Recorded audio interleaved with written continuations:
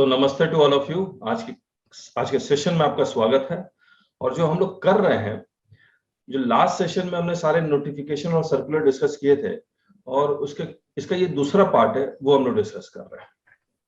आइए, share screen, advance portion. हमने rule 88B discuss कर रहा था आपके साथ, ये वाला। Yes sir. और हम लोग एक बार ऊपर का 1 और 2 आउटपुट टैक्स के ऊपर है, आउटपुट टैक्स के इंटरेस्ट के ऊपर है। और जो थर्ड और उसका एक्सप्लेनेशन है, ये रॉन्ग यूटिलाइजेशन ऑफ आईटीसी। एक बार इसको दोबारा पढ़ते हैं।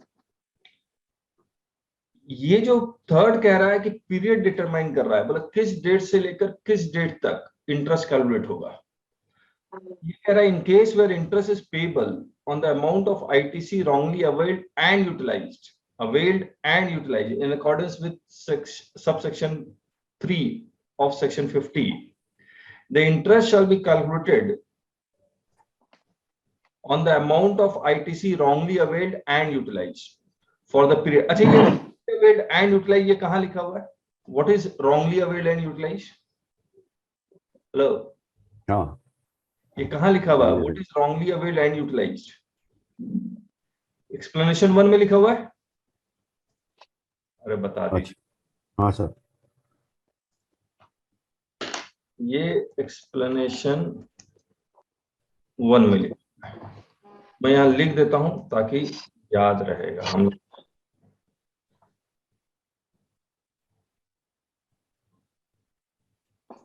एक मिनट, चलिए। फॉर द पीरियड, अब ये amount of input tax credit wrongly availed and utilized, और ये इसका मतलब हमने कल समझा था कि रॉन्गली अवेल्ड से अगर नीचे बैलेंस चला जाता है इलेक्ट्रॉनिक क्रेडिट लेजर का, तो हम मानेंगे it is wrongly availed and utilized. हाँ या ना? Yes. For the period starting from the date of utilization of such wrongly availed input tax credit। अब मुझे एक बात बताइए, ये date of utilization of wrongly availed ITC ये कहां लिखा हुआ है?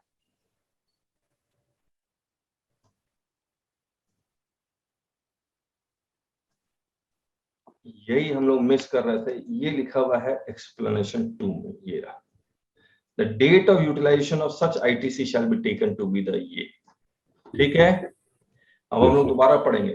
Till the date of reversal of such credit or payment of tax in respect of such amount at such rate as may be, या तो क्रेडिट रिवर्स कर दीजिए या कैश में पेमेंट कर दीजिए।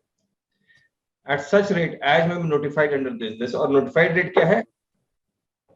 18% है। यस, 18%। 18%। सबसे पहले पीरियड डिटरमाइन करना है। पीरियड कहां से? Date of wrong utilization. ये डेट ऑफ रॉन्ग यूटिलाइजेशन कहां से पता लगेगा? एक्सप्लेनेशन 2 से, डेट ऑफ रिवर्सल और डेट ऑफ पेमेंट। और ये रेफर एक्सप्लेनेशन 2 हमने यहां लिख भी दिया। ठीक बात। अब इसको एक बार हम लोग दोबारा पढ़ते हैं। ये क्या कहता है कि the date on which return is due to be furnished, मान ये डीम डेट कर देगा। डीम डेट ऑफ यूटिलाइजेशन है एक तरह से। अब देखिए ये कैसे है डीम डेट ऑफ यूटिलाइजेशन। ये कह रहा है the date on which return is due to be furnish under section 39। तो जुलाई 3B का ड्यू डेट ऑफ फर्निशिंग क्या है? जुलाई अगस्त 20th अगस्त है। अगस्त 20th। लेकिन हमारे एग्जाम्पल में इसने फाइल कब किया है? 5 सितंबर को। हाँ जी। जब वो 5 सितंबर को फाइल कर रहा है, तो क्या वो 5 सितंबर को वो क्रेडिट को यूटिलाइज कर रहा है या नहीं कर रहा? यस, बोलिए। यस सर, कर रहा है 5 सितंबर को जब वो 3B फाइल कर रहा है, कब, किस मंथ का कर रहा है वो? अगस्त कर रहा है। हाँ जी, जुलाई मंथ जुलाई का कर रहा है। अब देखिए फिर से, जुलाई का 3B का ड्यू डेट है 20 अगस्त। वो फाइल कब कर रहा है? 5 सितंबर को। तो अब देखिए क्या कह रहा है, if the balance in the electronic credit laser falls below the amount of ITC wrongly availed on account of payment of tax through the said return, और ये पेमेंट ऑफ टैक्स कब कर रहा है वो 59. 59 को। अब ये कह रहा है कि हम लोग डेट ऑफ रॉन्गली यूटिलाइजेशन पीछे चले जाएंगे, whichever is earlier। अब मैं दोबारा पढ़ता हूं, the date on which return is due to be furnished under section 39, that is 20th August, or the Yes. actual date of filing of the said return। वो क्या है actual date of filing? 59. 59। Yes, sir. whichever date is earlier क्या मानेंगे? 28 August. ये कह रहा है 20th हाँ. August will be the deemed date of wrongly utilization of credit। ठीक बात है। Yes. और ये तो बाकी डीआरसी वाला था ही। हमने क्या किया, एक एग्जांपल हमने यहां बनाया, आप बताइएगा।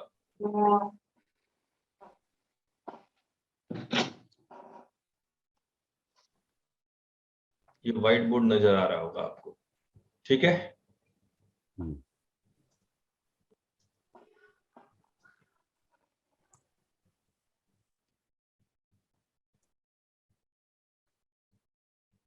मुझे बताइए आप, जुलाई 3B का वो फाइल कब कर रहा है? 5th September. 5 सितंबर को। जुलाई 3B में वो आईटीसी करेक्टली अवेल्ड था 100 और रॉन्गली अवेल्ड था 50, ठीक बात। तो टोटल क्रेडिट कितना अवेल्ड हुआ? 150. 150। Yes. Electronic credit ledger balance as on 20th August कितना होगा? 150 होगा या 0 होगा? 150 हो। क्यों? अवेल कर लिया ना। क्योंकि वो जुलाई 3B का रिटर्न वो 20 अगस्त को तो फाइल कर ही नहीं रहा है। हाँ। वो कब फाइल कर रहा है? 5th September. 5 सितंबर को फाइल कर रहा है, तो 20 अगस्त को तो बैलेंस इतना ही रहेगा। सॉरी 20 अगस्त को तो बैलेंस 150 ही रहेगा। लेकिन जब वो फाइल कर देगा तो बैलेंस कम हो जाएगा नहीं हो जाएगा? अरे बोल दीजिए। हाँ फाइल करने हो जाएगा। हेलो, बैलेंस कम हो जाएगा, 0 हो जाएगा। अब मुझे एक बात बताइए, रॉन्गली अवेल्ड यूटिलाइज्ड है या नहीं है? अवेल्ड एंड यूटिलाइज रॉन्गली है या नहीं है? 50 से कम हो गया? वो 50 में जाता। यस। तो कितने रुपए पे इंटरेस्ट लगेगा? 50 पे। 50 पे। ये अगर 10 होता तो कितने पे लगता? 40 पे। 40 पे लगता। तो अभी यहां पर हमारे एग्जांपल में फिलहाल 50 पे लगेगा। यस। अब कितने दिन से कितने दिन काउंट करेंगे, अब ये बता दीजिए। 20 अगस्त से। हाँ जी, 20 अगस्त। 20 अगस्त। 20 अगस्त से। 20 कब अगस्त। तक? कब तक? 5 सितंबर। नहीं 5 सितंबर नहीं, 5 सितंबर को जब तक रिवर्स नहीं कर देगा। हेलो, पेड करेगा तब तक या रिवर्स करेगा तब? जब रिवर्स करेगा। हाँ जी। यस या नहीं है? तो अब विचेवर डेट इज अर्लियर यहां पर काउंट कर रहे हैं। अब मैं आपको दोबारा से वो लॉ पढ़ता हूं, ये आप इसका स्क्रीनशॉट लेके रख लीजिएगा।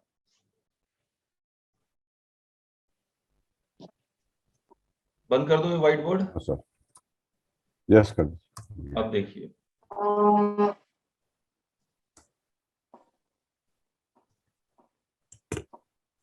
अब देखिए, the date on which return is due to be furnished under section 39 or the actual date of filing of the said return, whichever is earlier, ठीक है।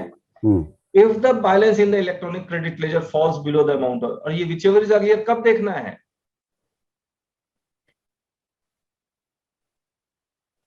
जो फाइल किया। balance in the electronic credit ledger falls below the amount of ITC wrongly availed on account of payment of tax, और payment of tax कब हो रहा है?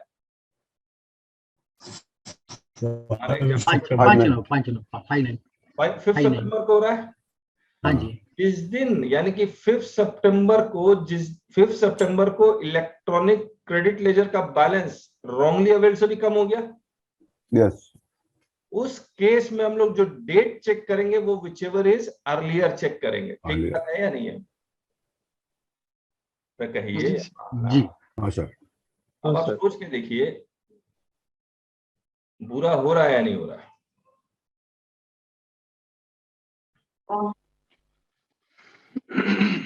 हाँ जी,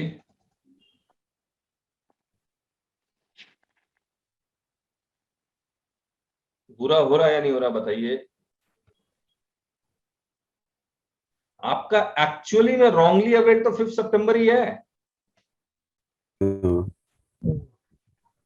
आपका जो एक्चुअली में रॉन्गली अवेल्ड क्या है? 5 सितंबर है।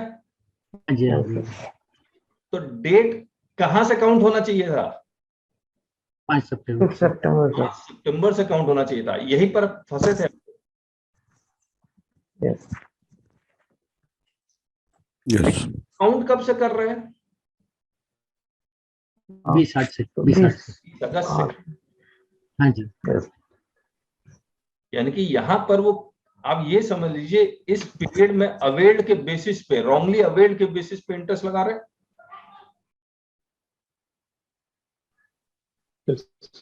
जी। हाँ या ना? हाँ सर, हाँ सर। इन रूल्स में है, ऐसा ही कानून बना है, तो मैं क्या करूं? हमने सही इंटरप्रेट किया या नहीं किया, पहले ये बता दीजिए।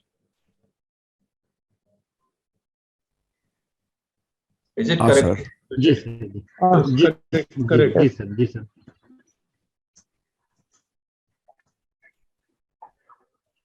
चलिए तो सही है। प्रदीप जी सोच में बताइए। प्रदीप जी वीडियो ऑन कीजिए एक बार, सारे लोग वीडियो ऑन कीजिए।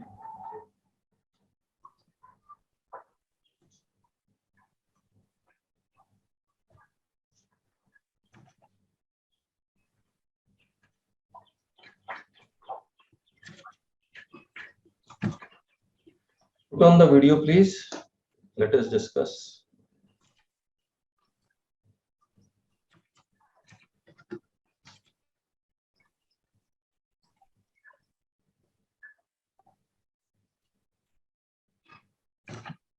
काडू जी, Good morning, sir. मॉर्निंग काडू जी, have we interpreted it correctly? Yes, sir. Correctly and deeply. Thank you. इसमें और किसी का कोई व्यू पॉइंट जो अलग है, ओपिनियन अलग है, all are welcome. Different opinions are always welcome.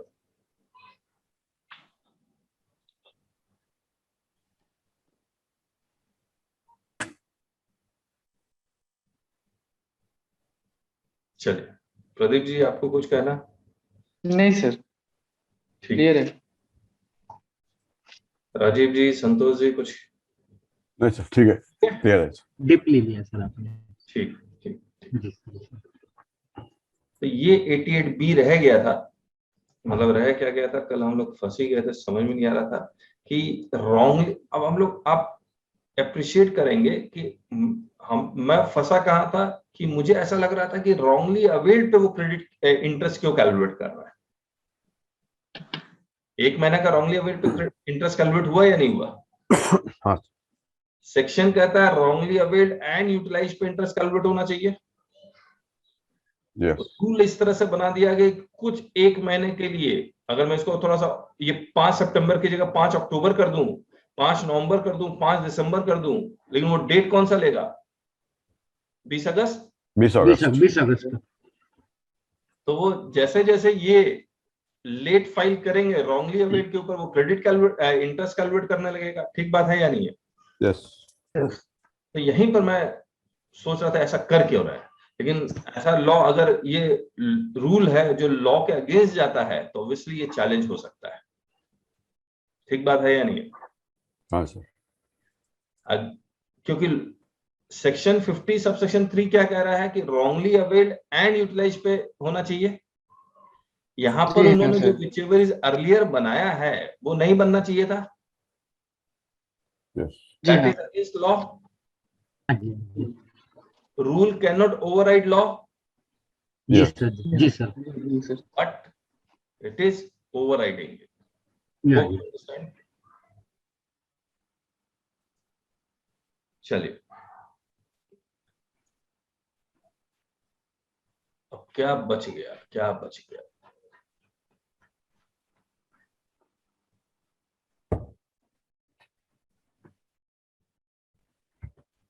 एक ये रूल चेंज हुआ था जहां पर आपका रजिस्ट्रेशन सस्पेंड होता था if you are not filing the return in time.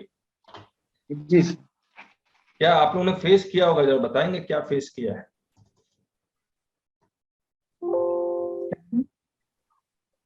ये मैं किताब दिखला रहा हूं आपको, किताब अपडेटेड है, अब ये आज छपने चली जाएगी। किसी को किताब का ऑर्डर देना है तो आप दे सकता है, हम लोग यूट्यूब में भी बता देंगे। बताइए किसने क्या फेस किया है? सस्पेंड किया तो फिर इनवाइस भी रेज नहीं कर सकते थे। रिवोकेशन डालना पड़ता था सर, फाइलिंग करने के बाद, फाइलिंग करने रिटर्न फाइलिंग करने के बाद रिवोकेशन डालना पड़ता था। सस्पेंड होता क्यों है? रिटर्न अगर कंटिन्यूअस नहीं फाइल करते हैं सर, नॉन फाइलिंग करते हैं। ये रूल 25 लिखा हुआ, registration to be cancelled in certain cases, जिसमें ये लिखा हुआ furnishes the details of outward supply in GST 1 under section 37 for one or more tax period which is in excess of outward supply declared by him in his valid return under section 39 for the said tax period। 1 और 3B में difference अगर है तो, और भी और section में भी लिखा हुआ है कि अगर आप रिटर्न कंटिन्यूअस बेसिस पर फाइल नहीं करते हैं, कितना महीने के लिए नहीं फाइल करते हैं? 6 months। 6 मंथ, है ना? हाँ सर। बिजनेस कॉमर्स नहीं करते 6 महीने तक अगर आप रिटर्न कंटिन्यूअसली फाइल नहीं करते तो पोर्टल आइडेंटिफाई कर सकता है। हाँ जी हाँ जी हाँ जी। तो पोर्टल ऑटोमेटिकली आपका रजिस्ट्रेशन सस्पेंशन में डाल सकता है। हाँ सर। यस। और जब पोर्टल ने ऑटो सस्पेंशन में डाला यानी कि ऑफिसर का कोई रोल नहीं है। नहीं है। अब आपने रिटर्न बाद में टाइमली सारा रिटर्न जो आपने फाइल नहीं किया था वो फाइल कर दिया। हाँ जी। उसके बाद आप किसके पास जाते थे रिवोकेशन के लिए? ऑफिसर के पास। और ऑफिसर, हाँ जी। ऑफिसर क्या आराम से आपका कैंसिलेशन रिवोक नो करता सर, वेरी नहीं very bad experience. Very bad experience. अब क्या हुआ कि इन्होंने कहा कि भैया अगर पोर्टल आपका रजिस्ट्रेशन कैंसिल या सस्पेंड कर रहा है तो पोर्टल ही ऑटो आपका रजिस्ट्रेशन बुक भी करेगा। और इसीलिए उन्होंने एक रूल लेके आए 21A में सब rule after the provide the following proviso shell be inserted. 21A का सब रूल 4, तो 21A का सब रूल 4 ये देखिए क्या लिखा हुआ, the suspension of registration under sub rule 1, 2 or 2A shall be deemed to be revoked upon the completion of the proceeding by the proper officer under rule 22 and such revocation shall be effective from the date on which such suspension had come into effect। तो आपका suspension revoke कौन कर रहा है? Proper officer. Yes. अब इन्होंने एक proviso डाला और ये वाला प्रोवाइजो डाला। अब देखिए फिर से पढ़ता हूं, ये आफ्टर द प्रोवाइजो यानी कि एक प्रोवाइजो पहले था 21(4) में, एक प्रोवाइजो पहले था, इसके बाद और एक प्रोवाइजो डाला। Provided further that where the registration has been suspended under sub rule 2A for contravention of the provisions contained in clause B or clause C of subsection 2 of section 29। ये return filing वाला है, yes और no? जी sir. हमने इसको bold भी किया हुआ है, B और C, यही था ना? हाँ सर। 29 का सबसेक्शन 2 का B और C रिटर्न फाइलिंग, कंपोजिशन लेवाई वाला, और ये 6 मंथ वाला।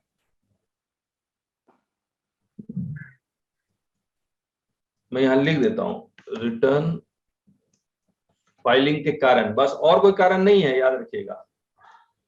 And the registration has not already been cancelled by the proper officer under rule 22 यानी कि सिर्फ सस्पेंडेड है।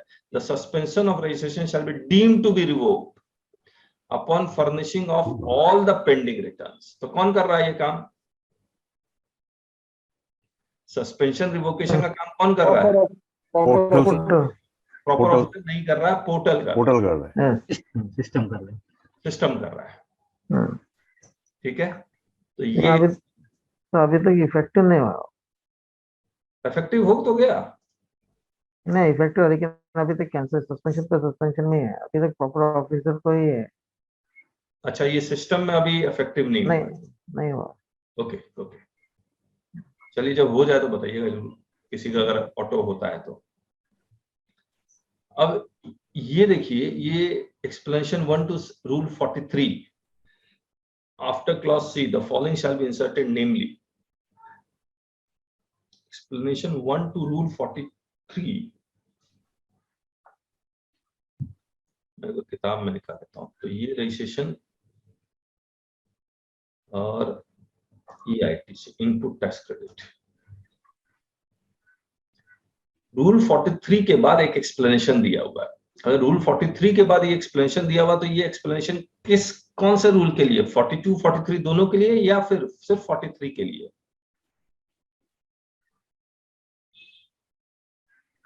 बोलिए। दोनों का लिए सर, बोथ। जनरली सिर्फ 43 के लिए होगा, लेकिन इन्होंने यहां लिख दिया for the purposes of rule 42 and rule 43 है 43 के बाद, लेकिन यहाँ पर उन्होंने स्पेशली लिख दिया, इसलिए दोनों के लिए हो गया। ठीक बात? ओके, हाँ। It is hereby clarified that the aggregate value of exempt supply shall exclude। लेकिन मैं आपको कुछ बताता हूँ, रूल 42 43 का क्या काम है? रूल 42 का क्या काम है? Reversal of proportional credit reversal करना, क्रेडिट रिवर्सल करना। कौन सा क्रेडिट को रिवर्सल करने के लिए कहता है ये? यहाँ पे Wrongly- टैक्सेबल एग्जाम्प्ट दोनों सप्लाई कर रहे हैं कॉमन क्रेडिट को। उसके कॉमन क्रेडिट। अगर वो common credit which is used for both exempt supply and taxable supply. Common credit, जैसे ऑडिट फीस पे GST लग गया और जिस ऑर्गेनाइजेशन का ऑडिट हुआ वो ऑर्गेनाइजेशन एग्जेम्प्ट सप्लाई और टैक्सेबल सप्लाई दोनों कर रहा है, तो ये कॉमन क्रेडिट का हिस्सा होगा या नहीं होगा? Yes yes. अब आप इसको करते क्या है, कैसे रिवर्सल करते हैं? Common credit divided by aggregate turnover या एडजस्टेड टर्नओवर, जो भी लिखा हुआ है, या टोटल टर्नओवर, यानी कि एग्जेम्प्ट सप्लाई का टर्नओवर और टैक्सेबल सप्लाई का टर्नओवर, ये 10 है, ये 90 है। तो ये कॉमन क्रेडिट बेसिकली 1:9 में डिवाइड होगा। यस जी 1:9 में होगा, इसका मतलब 10% का क्रेडिट रिवर्सल होगा। Yes hello, yes sir. Exempt supply का मतलब क्या होता है? जिसके ऊपर टैक्स नहीं लगता। 0 है। हाँ जी। अब जिसके ऊपर टैक्स 0 है वही एग्जेम्प्ट सप्लाई है। Yes. बताइए, इंटरेस्ट के ऊपर टैक्स 0 है या नहीं है? जी सर। इंटरेस्ट के ऊपर टैक्स 0 है या नहीं है? हाँ या ना? यस। हाँ 0 है। तो हर एक ऑर्गेनाइजेशन में इंटरेस्ट भी तो कमा रहा होता है या नहीं कमा रहा होता?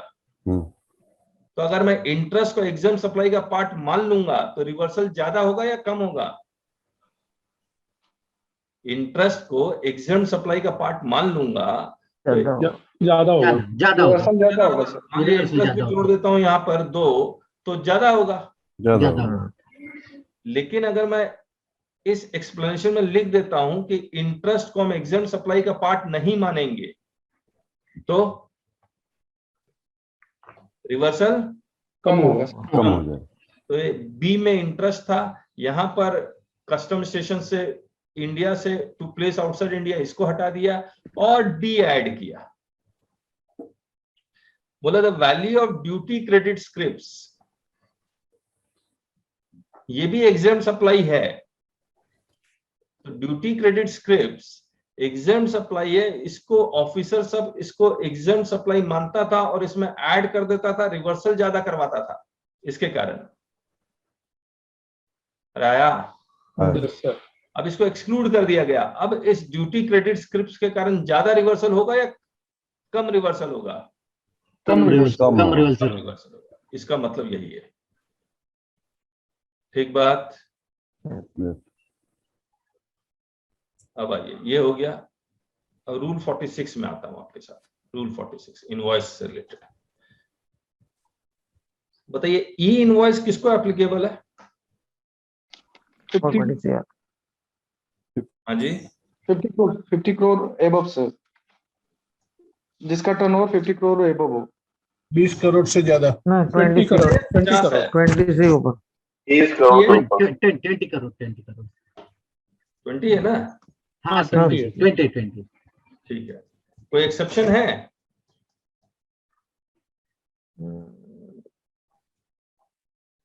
एक्सेप्शन है या नहीं है? देखिए, मैनर ऑफ इशूइंग इनवॉइस, ये 48 रूल 48 का सब रूल 4 है, जहां पर ये कहता है कि आपको इनवॉइस ई इनवॉइस इशू करना है। ई इनवॉइस क्या होता है? वो पेपर इनवॉइस जिसको आपको रजिस्ट्रेशन करवाना पड़ता है गवर्नमेंट के इस पोर्टल में। क्या बोल रहा हूं मैं, फिर से समझ लीजिए। वो पेपर इनवॉइस जो आपको यहां पर रजिस्ट्रेशन करवाना पड़ता है इन पोर्टल्स में, तो वो क्या बन जाता है? ई इनवॉइस का मतलब ये नहीं है कि जो आप कंप्यूटर से निकाले। ई इनवॉइस का मतलब होता है आप पेपर इनवॉइस होता है, उस पेपर इनवॉइस का जितना भी डेटा है यहां पर आप रजिस्ट्रेशन करवाते हैं, दैट इज ई इनवॉइस। जी ठीक, अब इससे रिलेटेड इन्होंने एक नोटिफिकेशन लेके आए और उन्होंने कहा कि ई इनवॉइस उनको कंपलसरी है जिनका एग्रीगेट टर्नओवर एक्सीड्स 20 करोड़। लेकिन एक्सेप्शन डाल दिया कि गवर्नमेंट डिपार्टमेंट इश्यू नहीं करेगा, local authority, special economic zone, even if इनका टर्नओवर 20 करोड़ रुपए से ज्यादा है, उसके बावजूद इनको ई इनवॉइस इशू करने की जरूरत नहीं है। ठीक बात? Yes. Hello, yes sir. अब इन्होंने क्या किया? अच्छा, ये टर्नओवर कब देखते हैं हम लोग? टर्नओवर कब देखेंगे? जैसे 22-23 चल रहा है तो 22-23 को छोड़ के पीछे जाइए, 21-22 preceding financial preceding financial year. तो प्रीसीडिंग फाइनेंशियल ईयर कौन सा प्रीसीडिंग फाइनेंशियल ईयर? 17-18 वाला, 18-19 वाला, 19-20 वाला, 20-21 वाला, 21-22 वाला, कौन सा? 22-23 के लिए 21-22 कोई भी, 2017-18 कोई भी एनी। ठीक है, और याद रखिएगा 20 करोड़ से 10 करोड़ और 5 करोड़ होगा तो आपके क्लाइंट्स आपके आ जाएंगे। ई इनवॉइस आपको अच्छी तरह से आना चाहिए। चलिए, तो special economic zone, local authority, government department, banking company, financial institution, insurer, NBFC, GTA, passenger transport service, cinema theatre, इनको ई इनवॉइस जरूरत नहीं है। तो इसको जरूरत नहीं है तो जो पेपर इनवॉइस निकालेंगे उसमें डिक्लेरेशन देना पड़ेगा और वो डिक्लेरेशन में लिखना पड़ेगा कि मेरा टर्नओवर भले 20 करोड़ रुपए से ज्यादा है लेकिन मुझे ई इनवॉइस मेरे लिए एप्लीकेबल नहीं है। देखिए, I we hereby declare that though our aggregate turnover in the preceding financial year from 17-18 onwards is more than the aggregate turnover notified under this, यानी कि 20 करोड़ रुपए से ज्यादा है, we are not required, even then we are not required to prepare an invoice in terms of the provisions of the said rule, यानी कि rule 48(4) के according मुझे ई इनवॉइस बनाने की जरूरत नहीं है। आया? हेलो, आया सर। चलिए, जब हम लोग आया बोलते हैं ना तो आप लोग भी आया बोलिए, यस सर, नो सर मत बोलिए। उससे क्या होगा कि मुझे भी कॉन्फिडेंस आएगा, हम लोग एक सुर में बात करेंगे। एक बार फिर से रिपीट करता हूं प्रैक्टिस के लिए। आया? आया। Thank you. अब आइए, रूल 46 हो गया, हमने डिस्कस कर लिया। रूल 86, ये इसको डिस्कस नहीं कर रहे हैं। 87 में यूपीआई और आईएमपीएस लेके आएंगे, कोई खास बात नहीं है। पीएमटी 09, ये हम लोग प्रेस रिलीज पे भी डिस्कस कर चुके थे। आप डिस्टिंक्ट पर्सन को पैसा ट्रांसफर कर सकते हैं, ठीक है, कैश लेजर से। ये आपको पता है या नहीं पता है? मान लीजिए मेरा एक रजिस्ट्रेशन महाराष्ट्र में है, दूसरा है गुजरात में। गुजरात में के कैश लेजर में मेरे पास पैसा पड़ा हुआ है 10 लाख रुपए आईजीएसटी में, ठीक है। अब मैं गुजरात से महाराष्ट्र ट्रांसफर करना चाहता हूं ये पैसा, तो मैं कर सकता हूं, बशर्ते एक ही एक्सेप्शन है, गुजरात में कोई लायबिलिटी नहीं होनी चाहिए। लायबिलिटी 0 है तो आप ये पैसा ट्रांसफर कर सकते हैं। 88B हम लोग डिस्कस कर चुके हैं आपके साथ। इंटरेस्ट का कैलकुलेशन 89 रिफंड से रिलेटेड है, वो हम लोग डिस्कस नहीं करेंगे।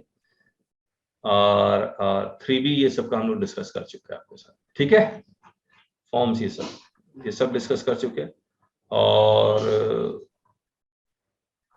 ये एनुअल रिटर्न के फॉर्म में कुछ कुछ चेंजेस आएगा 9C के फॉर्म में। और चेंज क्या आना है,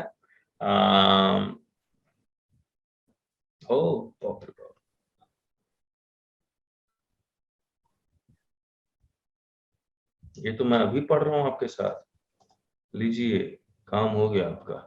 ऐसा इक्वेशन खोल के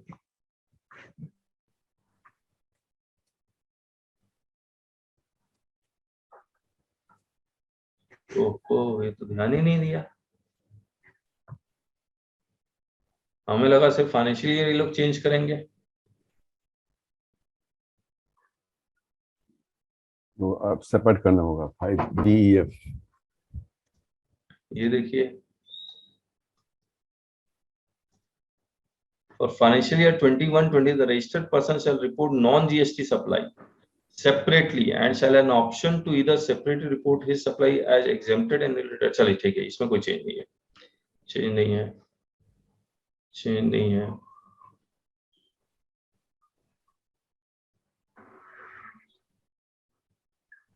ठीक है, कोई बात नहीं।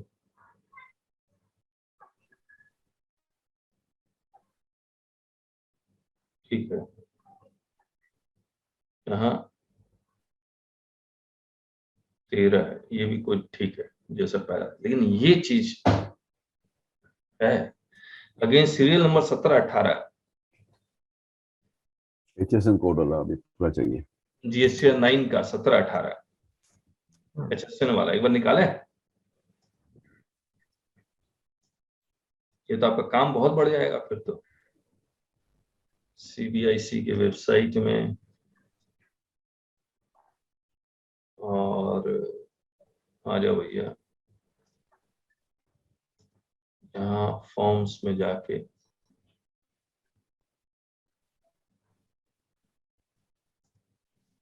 GST फॉर्म्स रिटर्न कहाँ गया रिटर्न, नीचे है क्या, ये रहा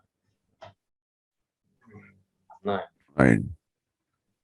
ओहो 17-18 है ना।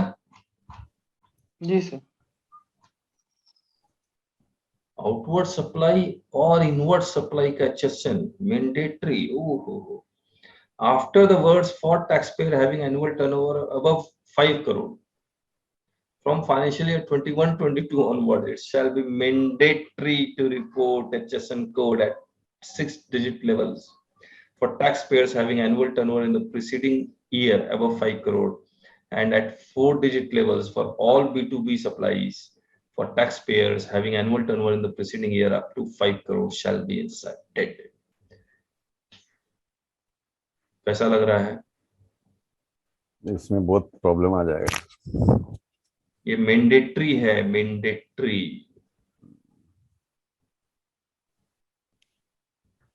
नाइन सी में देख लेते हैं, 9C में तो कुछ चेंजेस नहीं है ना,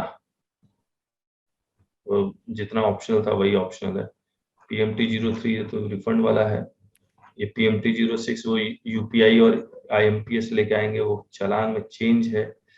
और PMT 07 इसके लिए, PMT 07, PMT 09 ये तो ट्रांसफर के लिए है, RFD 01 ये इलेक्ट्रिसिटी का एक्सपोर्ट से रिलेटेड है।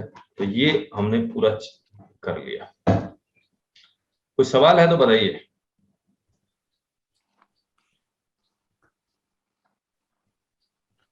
सर रूल 88 भी अपलोड नहीं किया वो पोर्टल में CBIC का?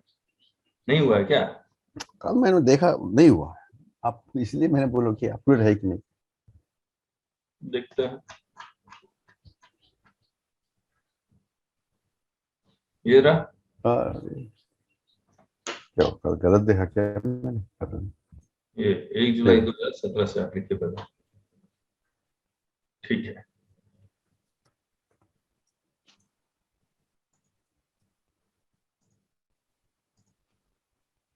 चेंज इन रूल्स हो गया, ये हो गया एनुअल रिटर्न का, तो ठीक है। CMP शो कॉज नोटिस ये नहीं, फेक इनवॉइस ये रहता है, ये करते हैं।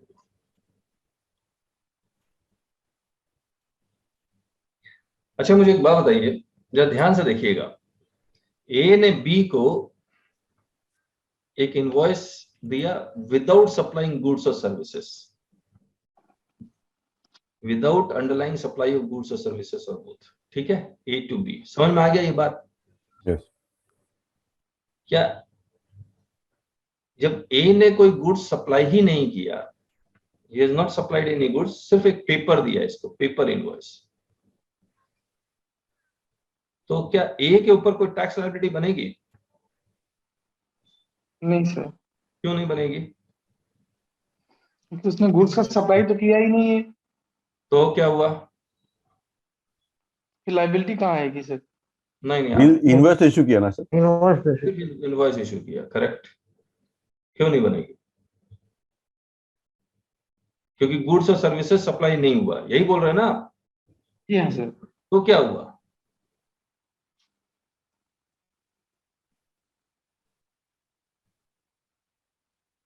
अरे बताइए, तो क्या? अगर इनकी लाइबिलिटी बनेगी तो सामने वाला जो बायर पार्टी है सर, उसको फिर आईटीसी क्रेडिट भी मिलेगी। नहीं देखिए प्रदीप जी, लॉ बताइए। मैं कह रहा हूँ गुड्स और सर्विसेज सप्लाई नहीं हुआ, एग्रीड। आप कह रहे हैं सप्लाई नहीं, लाइबिलिटी नहीं बनेगी। मैं कह रहा हूँ क्यों नहीं बनेगी? फेक इनवॉइस, गुड्स तो सप्लाई नहीं हुआ, तो क्या हुआ? लॉ बताइए, लॉ।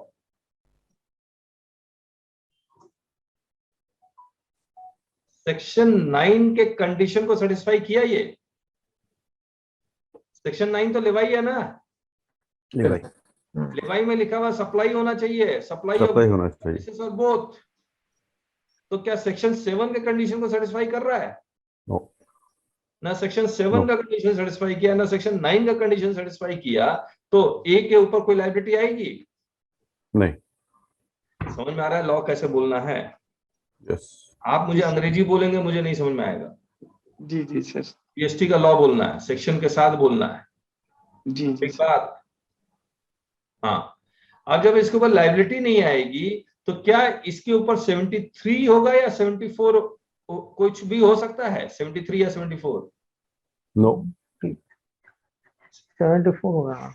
74 होगा सर। 74 में 74 डिटर्मिनेशन ऑफ टैक्स है। हाँ, तो जब टैक्स है ही नहीं तो 74 हो पाएगा? कैसा हो? कह दीजिए। नहीं होगा सर, नहीं होगा। तो 73 और 74 दोनों नहीं होगा, तो ए के ऊपर 74 का प्रोसीडिंग नहीं चलेगा, ठीक बात है? यस। तो किस सेक्शन का प्रोसीडिंग चलेगा? किस सेक्शन का प्रोसीडिंग चलेगा? पेनल्टी का? 122(1) क्लॉज 2। एक बार दिखलाता हूं आपको क्या लिखा हुआ है।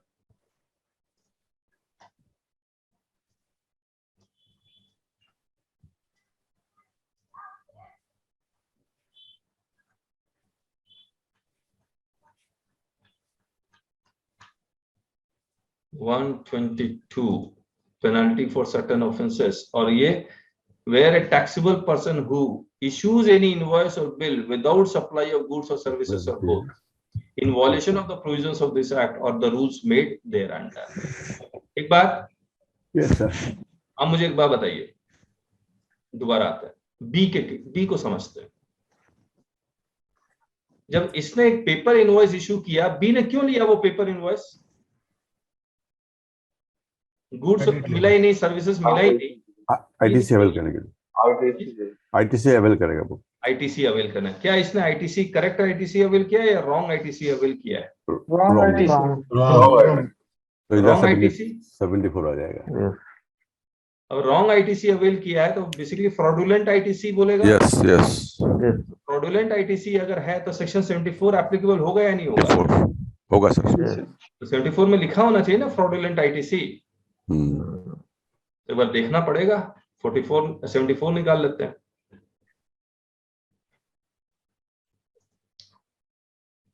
देखिए, where it appears to the proper officer that any tax has not been paid or short paid or erroneously refunded or ITC has been wrongly availed or utilized by reason of fraud or any Fraud. statement or Yes, yes.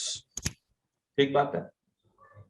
अब sorry, इसके बाद 74 चलेगा। Yes. 122 का penalty भी चलना चाहिए।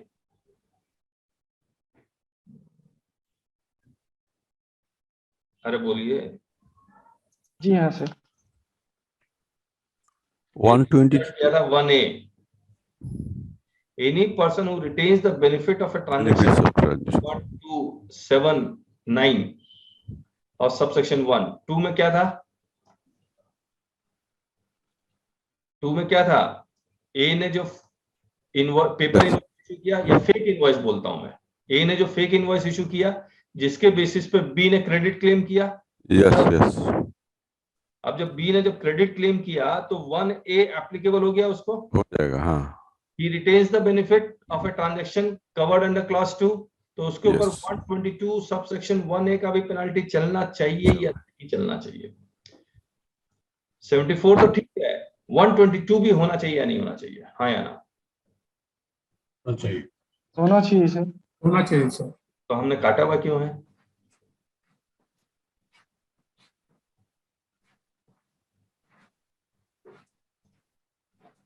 Seven में क्या लिखा हुआ है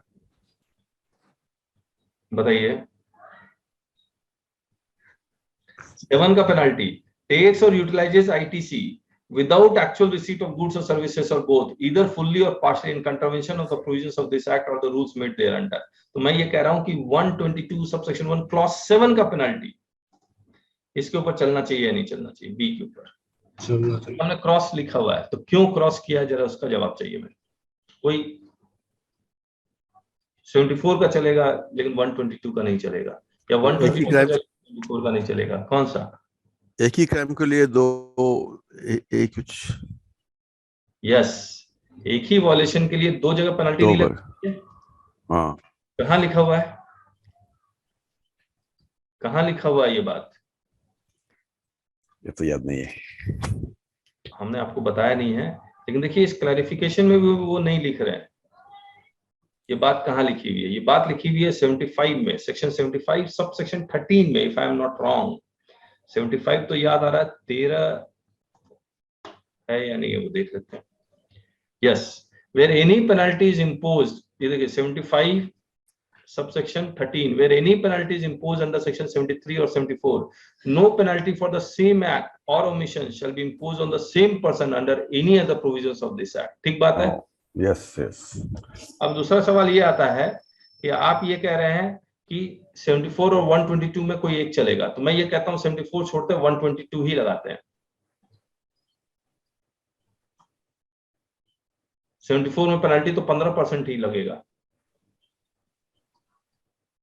15% से शुरू होता है फिर 100% तक जाता है। फिर बता दीजिए। ऑफिसर कहता है नहीं नहीं यार छोड़ो 74 पेनल्टी क्यों, 122 का ही पेनल्टी शुरू करते, 74 का प्रोसीडिंग शुरू नहीं करेंगे। 122 में पेनल्टी तो 100% है।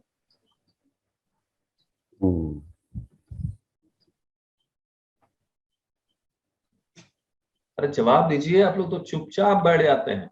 देखिए ये जो अभी हम लोग जो लाइव क्लासेस अभी how to handle GST notices है, उसमें ये सारे पॉइंट्स हम लोग डिस्कस करेंगे और डिटेल में डिस्कस करेंगे। यहाँ तो हमने 75 सबसे ये 13 में हम लोग निकल के भाग लिए एक लाइन में। सेम एक्ट और ओमिशन का मतलब क्या होता है, सेम का मतलब क्या होता है, वो सब डिस्कस करेंगे। देखिए यहाँ पर तो अभी ये सर्कुलर डिस्कस कर रहा है। देखिए ऐसा है कि 70 इसको इससे रॉन्ग अवेलमेंट ऑफ क्रेडिट वापस लेना है या नहीं लेना? यस। जब उसको वापस लेना है तो मैं 74 से ही वापस ले सकता हूँ, 122 से तो नहीं ले सकता। ना ना, हाँ ठीक ठीक ठीक। अरे आ रहा है। हाँ तो सर। 74 में जो रॉन्ग अवेलमेंट 100 प्लस 15, यहाँ पर सिर्फ 100 ही आएगा 122 में। हाँ, इसीलिए यहाँ पर सिर्फ 74 होगा। अरे आया सर। ए ने बी को, ये सेम ट्रांजैक्शन है, बी ने क्या कर दिया, फर्दर फेक इनवॉइस सी को इशू कर दिया। हेलो, हाँ विदाउट इश्यू ऑफ गुड्स और सर्विसेज। ए के ऊपर 74 नहीं चलेगा, नहीं बी के ऊपर भी 74 नहीं चलेगा, नहीं चलेगा। लेकिन सी के बी के ऊपर दूसरा और सेकंड सब क्लॉज 2 और सब क्लॉज 7 का पेनल्टी जरूर चलेगा, यानी कि बी के ऊपर 200% का पेनल्टी लगने लगेगा।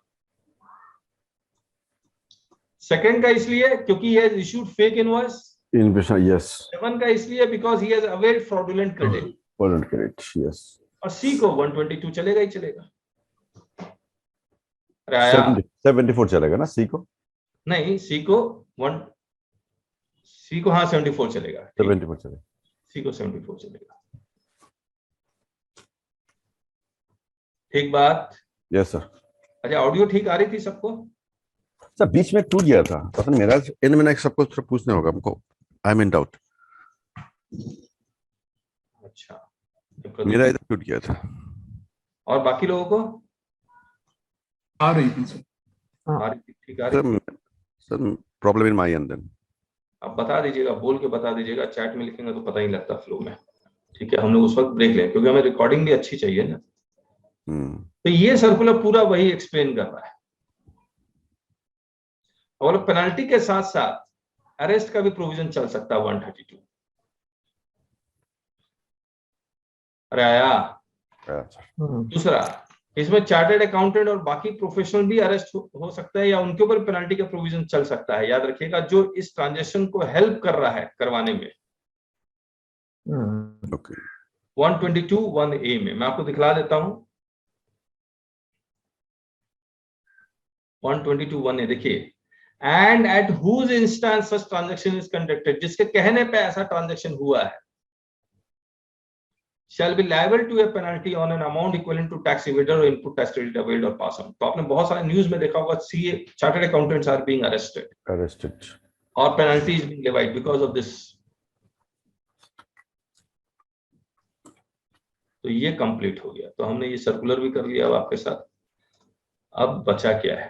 फेक क्लैरिफिकेशन हमने सारा कर लिया। ये सब एक्सपोर्ट ऑफ इलेक्ट्रिसिटी नहीं कर रहे, इंटरनेशनल टूरिस्ट वाला वो हट गया, ये हट गया, ये हट गया। न्यू इंस्ट्रक्शन हमने सारा कर लिया 49। ठीक है, नाउ वी कंप्लीटेड इट। तो अब ये पूरा जितना भी 5 जुलाई और 6 जुलाई को, 5 जुलाई को नोटिफिकेशन आया, 6 जुलाई को सारे सर्कुलर्स आया, वी कंप्लीटेड इट। बताइए, आइए वीडियो ऑन कीजिए। वसंत जी काफी बात करें आप लोग से। राजेश पोपली जी वेलकम।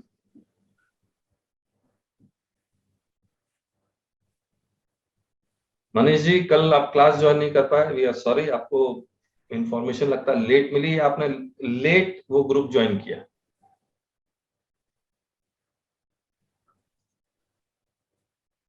चलिए, राजेश पोपली जी एडवोकेट है भिवानी से। वीडियो ऑन कर पाएंगे राजेश जी? हाँ जी सर। शर्ट पहन के आइए राजेश जी, पहन के।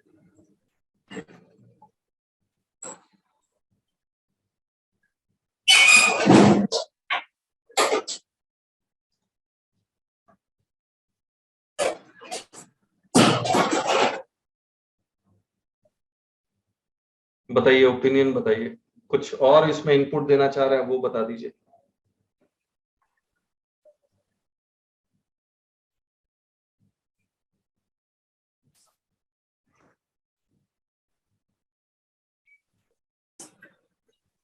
राजेश जी आपने टाइमली ज्वाइन किया था?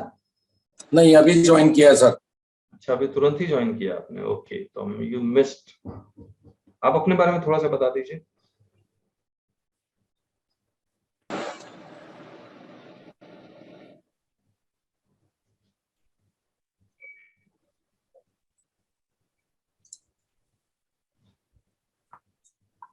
राजेश जी। हाँ जी सर। बताइए अपने बारे में थोड़ा सा, ताकि बाकी लोग भी जान लें। Taxation advocate from Bhiwani Haryana. अच्छा, हरियाणा। ओके ओके ओके, हाँ जी सर। ठीक है, वेलकम सर, वेलकम। अच्छा बताइए, आज का जो सेशन था उसके बारे में बताइए, कैसा रहा एक्सपीरियंस? देखो बहुत अच्छा एक्सपीरियंस सभी लोगों को मिलेगा, क्योंकि ये लाइव डिस्कशन है और लाइव डिस्कशन में हम एक दूसरे से कम बात तो कर पाते हैं। ये सबसे अच्छा कार्य आपकी तरफ से रहा है। धन्यवाद। हाँ जी सर। वसंत जी बताइए, आज का सेशन पूरा देखा या नहीं देखा आपने? सर शुरू का 15 मिनट छूट गया था। 15 मिनट 88B छूट गया आपसे। हाँ 88B जब आप चार्ट पे व्हाइट बोर्ड पे सुना रहे तब मैं आया, तो मैं समझ में आया थोड़ा बहुत देखना पड़ेगा सर। हाँ और बाकी कल का बाकी सब बढ़िया। फेक इनवॉइस, हाँ फेक इनवॉइस में सर मुझे एक क्वेश्चन पूछना था कि जैसे बहुत जगह मान लीजिए सीएस इन्वॉल्व नहीं भी है, क्योंकि आज का क्लाइंट देखते हैं खुद ही में अपना जो है इतना सक्षम है कि वो जो है खुद ही कर लेता है, कुछ ट्रांजेक्शन में घुमा दिया, हमको पता ही नहीं, इनवॉइसेज आ गए। ठीक है, यहाँ पे इन चीज की बात हुई तो अकाउंटेंट्स की या जीएसटी कुछ वहाँ पे रहती है क्या चीज उसके रिगार्डिंग कुछ उनको भी दोषी ठहराया जा सकता है क्या कि ये मतलब बर्डन ऑफ प्रूफ डिपार्टमेंट के ऊपर है? Yes, burden of proof is on department कि that CA is involved। और लेकिन मुझे लगता है CA का सिग्नेचर अगर रहता है तो ये मान लिया जाता है कि CA is involved। भले आप सही एडवाइस दिया तब भी शायद वो डिपार्टमेंट यही करता है, पहले तो उठा लेगा, जो गुड़गांव में हुआ ही है। जी हाँ, तो वहाँ सर्टिफिकेट का इशू था। सर्टिफिकेट का इश्यू था, खैर मैंने वो केस फॉलो नहीं किया। मौलिन जी सब बढ़िया रहा, एकदम इंटरप्रिटेशन जो है ना वो अच्छा रहता है। 122 वाला 74 वाला, कौन सा वाला? 122 वाला। अच्छा 74। हाँ हाँ 122/74 75/13 जो उन्होंने लिखा नहीं सर्कुलर में। ठीक बात, हम लोग करेंगे ये तो हमने बहुत कम समय में किया, लेकिन इसको हम लोग बहुत डिटेल, कम से कम 1 घंटे का डिस्कशन होगा जब हम लोग 75/13 और 122/74 को एक दूसरे के साथ जब रिलेट करना शुरू करेंगे, पेनाल्टी को कंप्यूट करना शुरू करेंगे, तब आपको एहसास होगा सेम ऑफेंस सेम एक्ट क्या है। करेंगे हम। हेलो। हाँ बसंत जी। हाँ सर, एक और बात कहना चाहूंगा कि आपकी वीडियो क्लास में देखा था रिकॉर्डेड वाली, वो मतलब बेस्ट टू बेस्ट मुझे लगी। एक चीज को इतना कोरिलेट करके बताया, अगर मैं कहूँ ग्रुप में किसी ने नहीं लिया है तो प्लीज उसको ले लें, अगर आपको जीएसटी बहुत अच्छे समझ पहले से अगर आपको आती है तो जी। हाँ ये बात है, मैं बहुतों से फोन आता है, बोला सर मुझे जीएसटी बहुत आता है, सिर्फ हैंडलिंग जीएसटी नोटिस बताइए। मैं उनको समझा नहीं सकता कि आप ये थोड़ा सा समझिए इस चीज को कि आपको जो जीएसटी आता है बहुत ज्यादा हम लोग बताने वाले हैं। बहुत ज्यादा सर, मतलब आपने ऐसा कोरिलेट की हुई चीजों को, आपस में पढ़ के मजा भी आता है, इंटरेस्ट भी आता है। जो मुझे पढ़ाई से नहीं आता था इंटरेस्ट, वो मुझे अब आया है। सही बात है। मनीष जी आपका आधा चेहरा नजर आ रहा है। हाँ बताइए, आप एकदम चुपचाप रहते हैं, कुछ तो कहिए।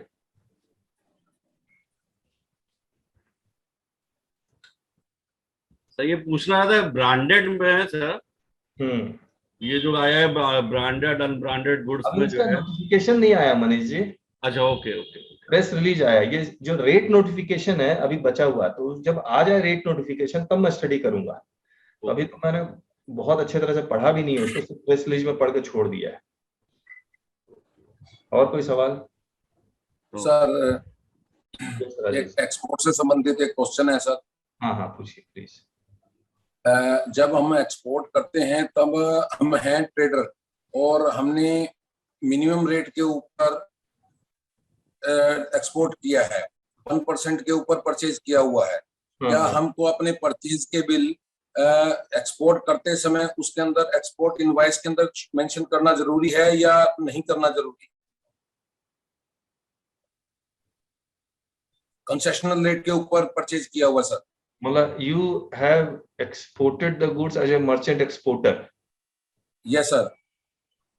और आपको रिफंड आईटीसी का चाहिए? हाँ जी, आईटीसी का रिफंड चाहिए जो 0.1% मैंने पे किया है सर। हाँ तो आपको तो क्वेश्चन क्या आया सर? डिपार्टमेंट कहता है जब आपने एक्सपोर्ट किया था उस समय आपको बिल हमारे को देने चाहिए थे। करेक्ट। अब हमने बिल दिए नहीं है, अब उसकी वजह से वो इंटरेस्ट और पेनल्टी लगा रहा है, डिसअलाउ कर रहा है कि 18% टैक्स दीजिए आप इसका पहले। तो रिफंड मिल चुका था आपको? रिफंड तो मिल चुका सर। और अब वो पुराना केस खोल रहा है कि सर उस रिफंड जो हमने दिया वो पुराना केस खोल रहा है 17, 18, 18, 19 का सर। और मतलब कह रहा है गलत रिफंड दिया, गलत रिफंड लिया है क्योंकि आपने बिल हमारे को दिए नहीं है एक्सपोर्ट के समय। वो जो बिल है वो 2A में आ रहा था। हाँ, वो बिल तो है सारे 2A में 18-19 में तो 18-19 में तो है ना, 17-18 में 2A में नहीं था। ठीक है, लेकिन बिल आपके पास है या नहीं है? हाँ, बिल है सारे सर। वो कहता है कि आपने एक्सपोर्ट के समय आपने बिल वहां मेंशन करने चाहिए थे, डिपार्टमेंट को सबमिट करना चाहिए था। तो डिपार्टमेंट ने मांगा, सबमिट नहीं हुआ। डिपार्टमेंट ने मांगा भी, डिपार्टमेंट ने मांगा भी नहीं उन्होंने। तो ये नहीं सर। देखिए राजेश जी, मुझे तो जो लग रहा है ये टेक्निकल फॉल्ट है डिपार्टमेंट को। है टेक्निकल फॉल्ट, पर उसके अवेज में अब क्या है कि उनको चाहिए कुछ अमाउंट चाहिए ताकि हम उसको सेटल कर दें केस को। अब अगर मैं कुछ कर देता हूं तो वो मेरा सेटल करने को तैयार है, अब नहीं तो वो कहते हैं लाओ अब पेनल्टी लाइए। राजेश जी, हम लोग ये वीडियो लाइव जी नमस्ते। हाँ राजेश जी नमस्ते। एक राजेश जी और है, राजेश जी, राजेश पोपली जी, भिवानी हरियाणा से। अच्छा अच्छा, उन्हीं से बात कर रहा हूँ। तो पोपली जी बता रहा था आपको कि ये वीडियो, ये रिकॉर्डेड वीडियो यूट्यूब में डालेंगे, कुछ ऐसा वैसा ना कहें कि दिक्कत हो। अब मैं जो पूछ रहा हूँ वो बताइए। दिस इज टेक्निकल डिफॉल्ट, तो आपको ऑफिसर से बात करनी होगी। वो सर 2A में ऑलरेडी रिफ्लेक्टेड है, और ये ऑफिसर आपको रिटर्न में दे रहा है या फोन करके बता रहा है? रिटर्न में मांगना चाह रहा है वो, विदाउट डीएन वैसे ही मांगना चाह रहा है। नहीं तो मत उसको, उस ऑफिसर को बोलिए आप कि इट इज रिक्वेस्ट, जो भी चीज आप मांग रहे हैं give me in writing. Okay sir. जब राइटिंग में आएगा तब ऑफिसर को सोचना पड़ेगा, वो कीजिए आप। कभी भी फोन पे बात मत कीजिए, गिव इन राइटिंग। ठीक है, ओके सर। हाँ, जैसे वो राइटिंग मांगेंगे तो अपने आप ऑफिसर को लिखना पड़ेगा, सेक्शन लिखना पड़ेगा, सब कुछ दिन जनरेट करना पड़ेगा। Yes sir, follow every process. अगर वो प्रोसेस गलत है तो इंक्वायरी जो भी वो नोटिस इशू किया वही क्वैश हो जाएगा। हाँ, तो वही तैयार है क्योंकि गलत इनपुट नहीं है, इसलिए तैयार है सब चीज। करेक्ट। तो उसको बोलिए लिख के दे, लिख के मांगे जो मांगे। ठीक है सर। ठीक है सर। हाँ राजेश जी, आप कुछ कह रहे थे?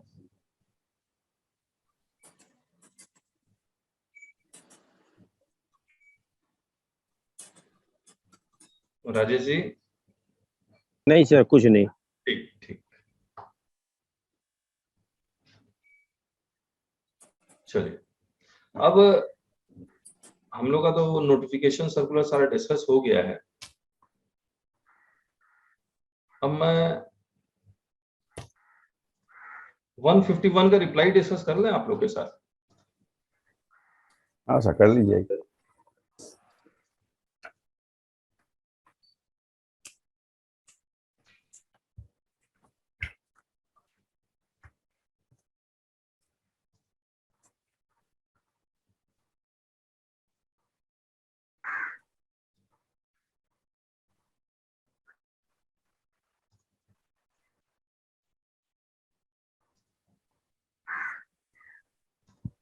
बदामी जी भी नहीं आए, जिनका रिप्लाई डिस्कस कर रहा हूँ वो है ही नहीं।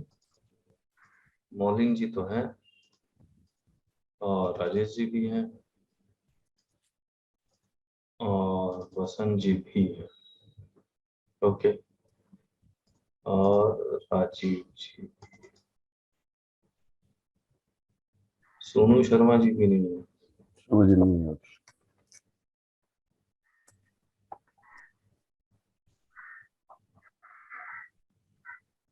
मैं आपको सही एक बात बताता हूं, अगर आप डेली सुबह उठ गए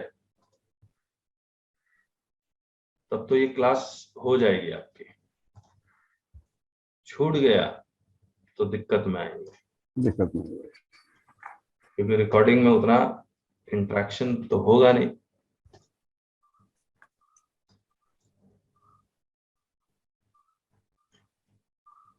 अमित जी भी गायब है। अमित जी तो सीरियस रहते हैं। आइए, तो पोपली जी, हम लोग ने हाँ जी सर। और how to handle GST notices की एक लाइव क्लास शुरू की, आपको पता होगा। हाँ जी सर। वो कैसे रिप्लाई करना वो बता दिया। अब हमने एक 151 का नोटिस आया था, वो 151 के नोटिस में बहुत सारे इंफॉर्मेशन मांग रहा था, उसका रिप्लाई हमने सारे पार्टिसिपेंट्स को दिया, वो लिखा है उन्होंने। अब वो हम लोग डिस्कस करेंगे वो ठीक लिखा है या गलत लिखा है, या इम्प्रूवमेंट किया है। गलत तो नहीं है, सब ठीक ही होता है हमारे तरफ से। तो सबसे पहले किनका डिस्कस करें? राजेश जी का ही डिस्कस करें। मैंने राजेश जी का पढ़ा भी नहीं। एक बाप रे, राजेश जी आप हैं? फिलहाल तो सुन रहा हूँ सर। अच्छा, बोल पाएंगे ये मैं जीएसटी नंबर का फर्म का और तथा मैं ईट निर्माता हूं, आप द्वारा जारी किए नोटिस के माध्यम से निम्न सूचना विवरण मांगी गई है, जो कि निम्न है। ठीक है, ठीक है, ठीक है। इसके संबंध में प्रार्थना कर निम्न कथन है। प्रार्थी का निम्न कथन है यह कि उपरोक्त वर्णित फर्म वैट एक्ट के वित्तीय वर्ष 16-17 में एक मुश्त समाधान धनराशि यानी कि कंपोजिशन में किया गया था, जिसके संबंध में कहता है कि वैट एक्ट में पायोवर निर्धारण होता है, वह उत्पाद कर नहीं लगता, चाहे भट्टे चले या ना चले। ये तो अच्छा ठीक है। यह कि उप नोटिस के माध्यम से जो भी विवरण आप मांग रहे हैं उसके आप एजुकेटिंग अथॉरिटी नहीं है, अधिकारी नहीं है। अच्छा, कृपया उत्तर प्रदेश शासन का सर्कुलर को देखें। और वो सर्कुलर कहाँ है? सर्कुलर मैं क्यों लगाऊं, उनका काम है ढूंढने, तो मैं तो दे दूंगा। अच्छा ठीक है। यह कि धारा 151 को पढ़ने पर यह ज्ञात होता है कि यह थर्ड पर्सन से एजुकेटिंग अथॉरिटी का मतलब ये हो गया है, अगर वो ऑडिट का प्रॉपर अधिकारी है तो वो सब मांग सकता है, देख सकता है, जो कि वो है नहीं। वो है नहीं। यह थर्ड पर्सन जो कि टैक्सेबल पर्सन या रजिस्टर्ड पर्सन से संबंधित कोई सूचना जानकारी रखता है, जो कि उम्र जीएसटी से या उस व्यक्ति से संबंधित है, उसी से मांगा जा सकता है, जैसा कि उक्त धारा में वर्णित है। Direct any person to furnish information relating to any matter dealt with in connection with this act. अतः यह धारा 151 क्या है? प्रावधान प्रार्थी के ऊपर लागू नहीं होती है। तो आपने एक्सप्लेन कर दिया क्यों नहीं लागू होती है, ठीक बात है। यह कि यूपी जीएसटी एक्ट 2017 में आउटवर्ड सप्लाई के क्या लिखा हुआ के है? ऊपर ही टैक्स लायबिलिटी है, न कि निर्माण पर। अच्छा, तो आपने यूपी जीएसटी मतलब जीएसटी एक्ट में सप्लाई पे टैक्स लायबिलिटी है, कंपोजिशन वैसा कुछ नहीं है। नहीं, हम कह रहे हैं कुछ भी अगर हम निर्माण करके कितना वो रख लें उससे कोई मतलब नहीं है, मतलब जितना मैं सेल करूंगा उस पर आपको टैक्स देना है। यह कि यूपी जीएसटी एक्ट 17 किसी भी धारा में कल्पना करके टैक्स नहीं लगाया जा सकता है। बहुत बढ़िया, ठीक है।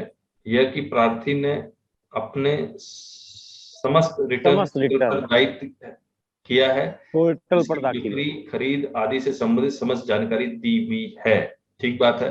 आप ये ठीक लग रहा है कि वे कल्पना करके आप टैक्स लायबिलिटी मत लगाए यूपी जीएसटी एक्ट में, ठीक है। Do not imagine. श्रीमान से सादर आग्रह है कि उपरोक्त वर्णित सभी तथ्यों को ध्यान में रखते हुए उक्त नोटिस का क्या लिखा हुआ है? उक्त नोटिस को जिसकी सूचना प्रार्थी को ईमेल और रजिस्टर्ड पोस्ट द्वारा शामिल हुई है को समाप्त करें और या निरस्त करने की महती कृपा करें। इन्होंने ईमेल से और रजिस्टर्ड पोस्ट मुझसे भेजा है ना ये। अच्छा, ठीक है, ठीक है।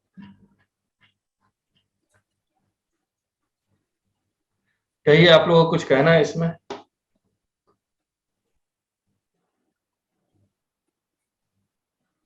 तो समझ में आ गया ना आप लोगों को क्या लिखा हुआ था?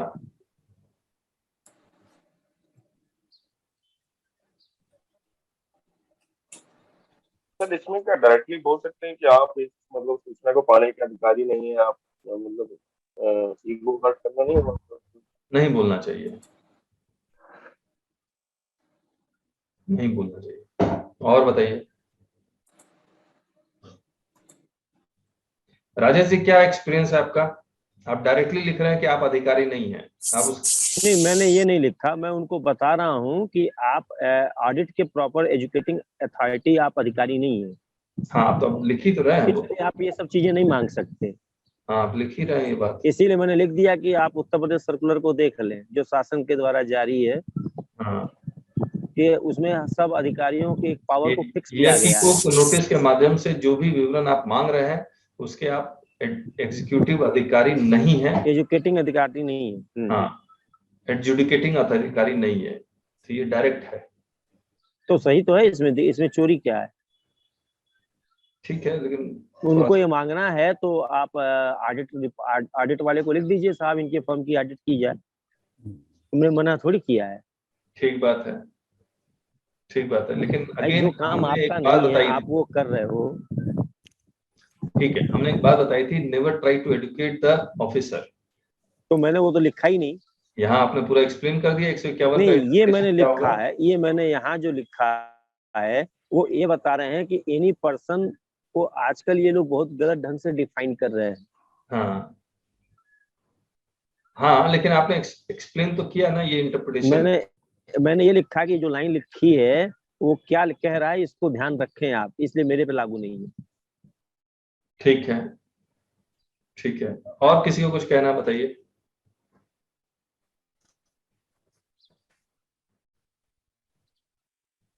पोलाइट रहना है and never try to educate the officer, क्योंकि जैसे आप एडुकेट करेंगे आप अपने पत्ते खोल रहे हैं, आप अपनी बातें बता रहे हैं, वो मत कीजिए।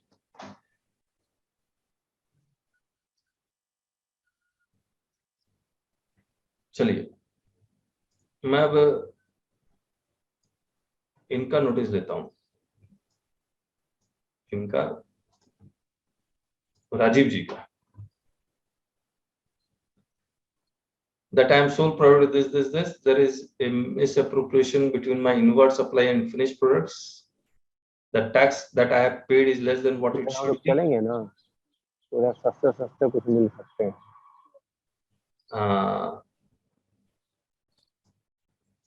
It is also presumed that outward supplies were made without proper tax invoice. ठीक है, I like this word presumed. Mentioning section number 151.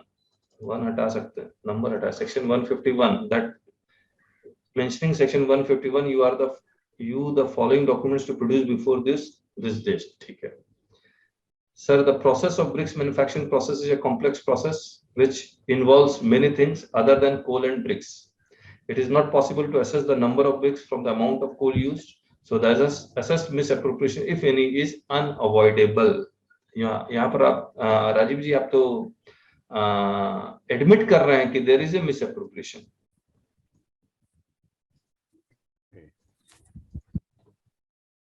Rajiv ji. Yes sir, yes sir. Never I maintain proper GST law. ठीक है, आप जो लिखना चाह रहे हैं मुझे समझ में आ गया, लेकिन ठीक है, and pay my liability correctly and timely. whatever tax I have paid are thoroughly checked and corrected. या आप ये लिख सकते हैं whatever tax I have paid as per GST law. वो खैर ऊपर लिखा ही आपने। All my outward supplies were made with proper tax invoices which are reflected in my GST portal and can be easily accessed by you. बहुत बढ़िया। As the knowledge goes, section 151 empowers the authority to call for information from the third party and not from registered person or taxable person. It is my humble submission that section 151 is not attracted in the instant case. Perfect है, ये भी ठीक है। Prayer, in the light of the above information, it is my humble request before your good office to drop the inquiry by this gifted with boon prayer. इतना ज्यादा polite होने की क्या जरूरत है? हाँ राजीव जी, पैरों पर नहीं गिरना है। चलिए राजेश जी, वसंत जी, किसी को कुछ कहना है इस नोटिस पे बताइए। अरे आप लोग बोलेंगे नहीं तो कहां से आएगा, फिर तो मैं बोल बोल के चला जाता हूं। काडू जी, बक्सेटी जी, मास्टर ओपिनियन आपका है ना? नहीं, मास्टर ओपिनियन तो मैं बाद में दूंगा, लेकिन आप लोग का अपना व्यू पॉइंट आना चाहिए ना। थॉट प्रोसेस नहीं आएगा तो कैसे आप इंटरेक्ट करेंगे? प्रदीप जी, वो तो मैंने वहां लिख ही दिया है डिटेल में। प्लीज बोलिए। आपको क्या लगता है प्रदीप जी? सॉरी सर, मैं थोड़ा सा 15 मिनट में ज्वाइन नहीं कर पाया। कोई बात नहीं। पाटिल जी, मौलिन जी, अरे बाप रे, एक एक का नाम लेना पड़ रहा है। तो उसमें उन्होंने मिस्टेक एडमिट किया, आप बोल रहे थे। यही बात है। हाँ, उधर हम लोग क्या लिख सकते थे? ये मत लिखिए कि misappropriation is bound to happen, या ये लिख दे there is, एक होता है नॉर्मल लॉस, दूसरा होता है एबनॉर्मल लॉस। एक होता है जेन्युइन मिस्टेक, दूसरा होता है fraud mistake. So the assessed misappropriation if any is avoidable। ये लाइन भी मत लिखिए, ये जरूरत नहीं है। और जीएसटी में टैक्स किस पे लगता है? जितना टैक्सेबल वैल्यू आप इनवॉइस में मेंशन करेंगे उसी पे तो लगता है। Yes yes. आप फेक इनवॉइस इशू कर नहीं रहे हैं। जो वो नोटिस भेजा वो तो ये कह रहा है ना कि आप शायद फेक इनवॉइस इमेजिन करके सप्लाई कर रहे हैं, या आप ईट तो बेच रहे हैं लेकिन इनवॉइस नहीं काट रहे, यही तो प्रिज्यूम कर रहा है।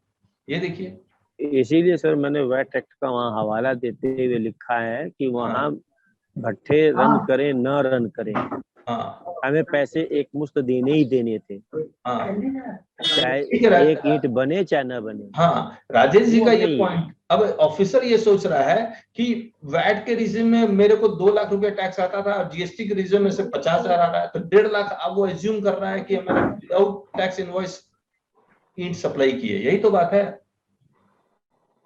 बिल्कुल। लेकिन मैंने आपको एक बात बताई थी, ये सब जो बातें हैं दैट इज मेरिट, लेकिन टेक्निकल ग्राउंड में 151 एप्लीकेबल ही नहीं है। 151 में मांग ही नहीं सकता। मांगना होता तो उसको सेक्शन 65 मांगता। म्यूट कर लीजिए। हाँ, हम लोग तो ये पॉइंट उठा रहे हैं कि 151 is not applicable, you can not exercise any power under section 151 to ask the documents. तो उसको ये बताना कि भैया 151 तो हम लोग के केस में एप्लीकेबल ही नहीं है। और एक नोटिस लेते हैं।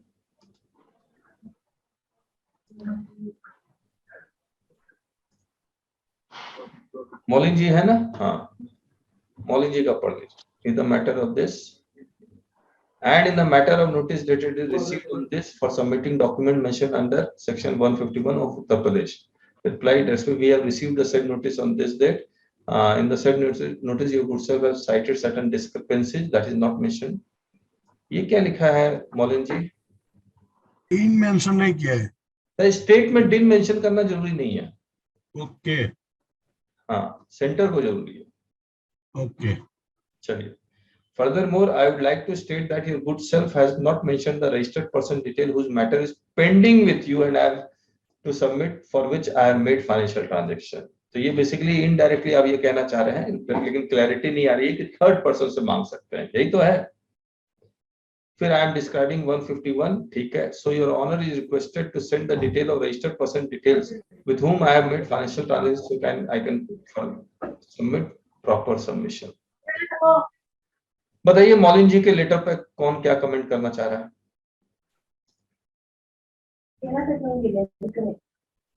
मौलिन जी, वीडियो ऑन करके बताइए। yes, आप क्या कहना चाह रहे थे आप? बस मैं ये कहना चाह रहा हूँ कि ये मेरे को तो ये थर्ड पार्टी का डिटेल मांगा है, तो ये डिटेल मेरे को देनी नहीं है। तो आप मुझे प्रॉपर बताइए कि किसके लिए ये डिटेल चाहिए। हाँ, तो आप दे देंगे? तो मैं दूंगा। अच्छा, किसी थर्ड पर्सन की होगी तो वो सेक्शन वही बोल रहे हैं। अच्छा अच्छा अच्छा, ओके। वसंत जी? जी सर। हाँ, बताइए, कुछ कमेंट करना इस पे? चलिए, आपका भी एक नोटिस निकालते हैं। वसंत जी, आपका एक बार निकालते हैं। आपने भेजा है ना? जी सर, जी सर। हाँ, ये रहा। that the noticee is registered person and tax command, that the heading of notice call for this in that your 3B or 1 timely file कर रहा है, that the notice is not covered under section 151, so is not able to submit the details which is required in the notice. बस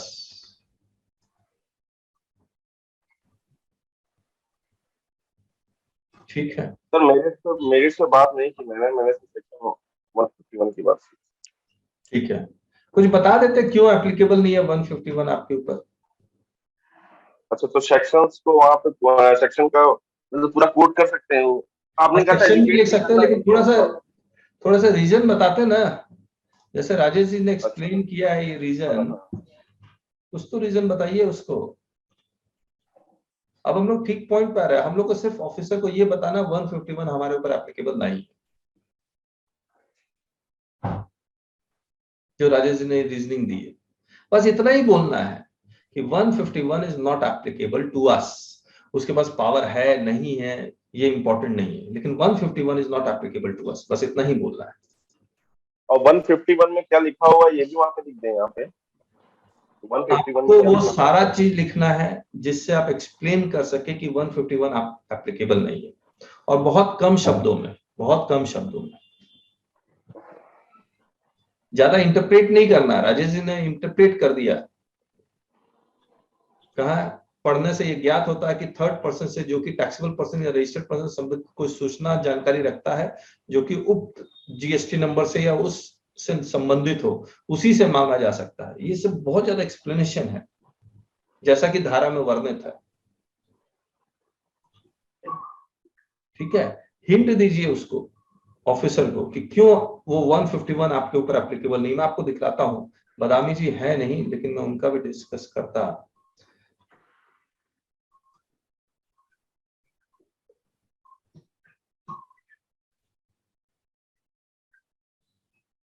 ठीक है, ये paragraph तो हमने एक नोटिस में लिखा था। In this regard, it is submitted that section 151 provides for calling information pertaining to any person not being a registered person. ये उन्होंने ऐड किया, not being a registered person। ये जो यहाँ लिखा हुआ नहीं है, क्यों ऐड कर दिया? ये तो ऑफिसर क्वेश्चन करेगा ना। मैं आपको 151 दिखलाता हूँ, रुकिए। सर लास्ट में जो वेरिफिकेशन, उसका क्या इंपॉर्टेंस है सर? लास्ट में जो उन्होंने लिखा वेरिफिकेशन ये सब की जरूरत नहीं है। ठीक है, अब इन्होंने भी लिख दिया, ये सोनू जी ने भी थर्ड पर्सन पे है। 151 आपको दिखाता हूँ, राजेश जी आप बताइएगा।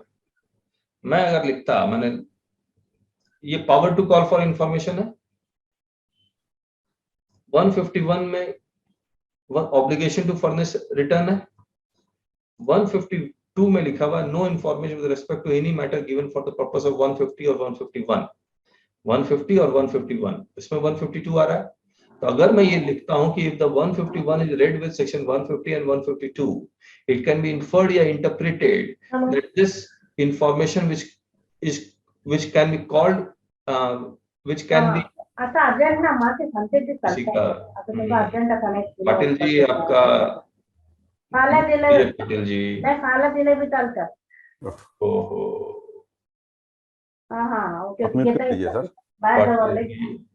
म्यूट कर दिया Patil ji.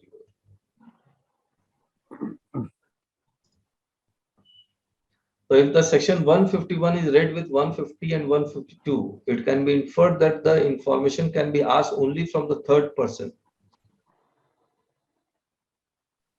And who is that third person? That suppose A और B में जो ट्रांजैक्शन हो रहा है, तो A और B का ट्रांजैक्शन और B का मैटर चल रहा है, तो क्रॉस वेरिफिकेशन के लिए A से वो इंफॉर्मेशन मांगा जा सकता है।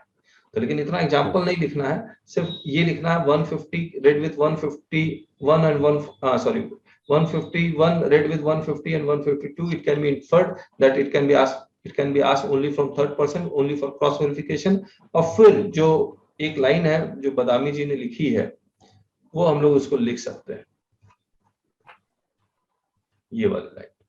Further, it is settled principle of law that power under a taxing statute are to be exercised with proper safeguard and diligently, that the absence of inherent safeguards and in absence of express authorization under the CGST UPGST Act section 151 is not attractive। Language ठीक कर सकते हैं, इतना ही लिखना था बस, इससे ज्यादा लिखने की जरूरत नहीं। मैं इसका एक रिप्लाई बना के आप लोगों के साथ शेयर करूंगा, आप बताइएगा। राजेश जी कुछ कहना चाह रहे हैं, बताइएगा। सर मैं ये कह रहा हूँ, हम जो बताने जाए कि 150 और 151 और 152 में ये है, हमको बताना ही नहीं है। ये तो 150 में अट्रैक्ट लगेगा कर। आपकी आवाज साफ नहीं आ रही है राजेश जी। मैं कह रहा हूँ, मैं क्यों बताऊं कि 150 और 152 आप देखें, हमको ये बताना ही नहीं है कि 150 में क्या है। तो आप सर्कुलर बता रहे हैं? नहीं, सेक्शन बता रहा हूँ। नहीं, आप अपने नोटिस में सर्कुलर देखने के लिए बता रहे हैं।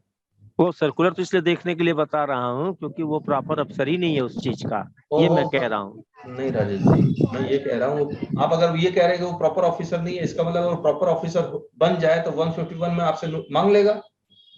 नहीं, वो जैसे वो प्रॉपर अफसर कैसे बनेगा?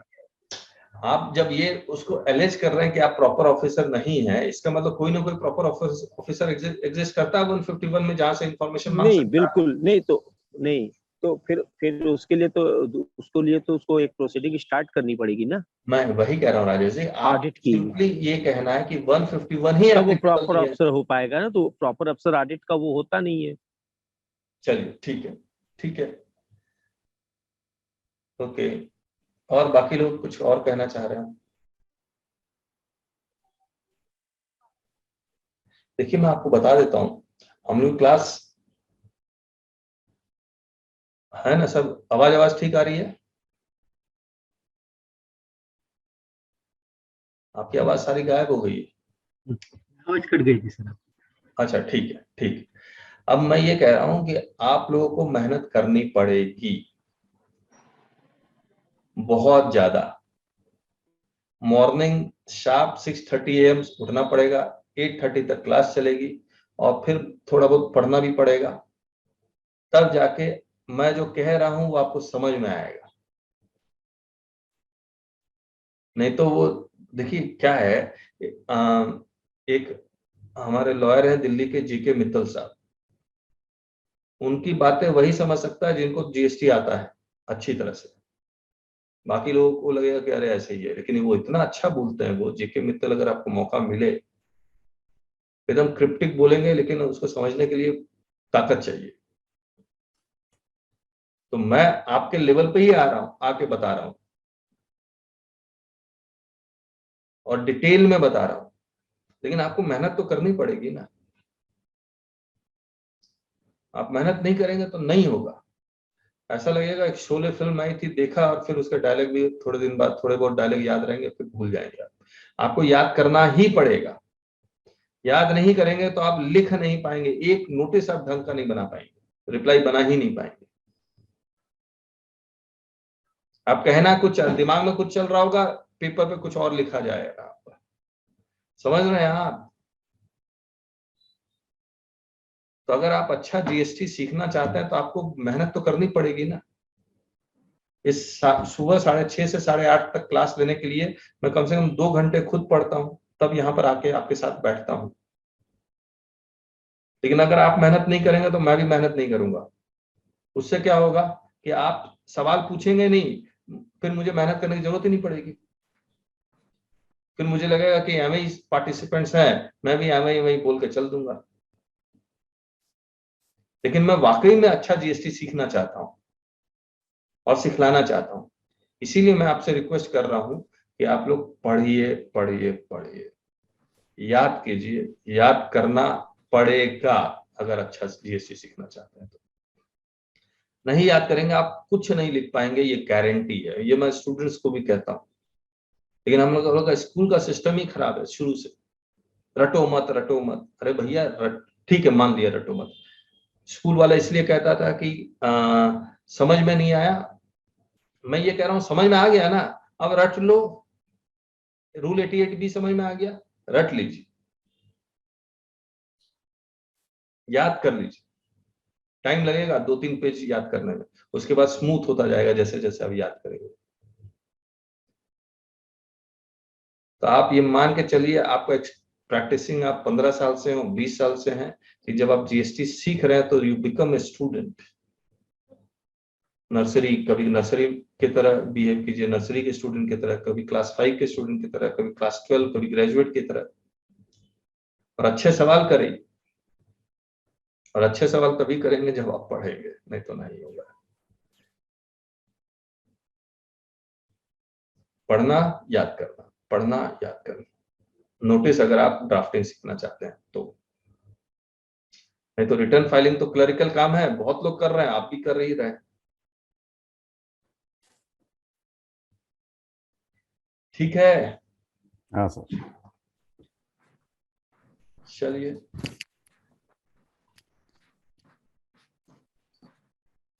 बताइए किसी को कुछ कहना है, फिर आज की क्लास यहाँ कंक्लूड करेंगे। और कल से हम लोग वो जो रेगुलर हम लोग की class how to handle GST notice से वही करेंगे। जिसको ज्वाइन करना है प्लीज ज्वाइन कर ले, फायदा होगा, इसमें कोई डाउट नहीं है, सोचिएगा मत।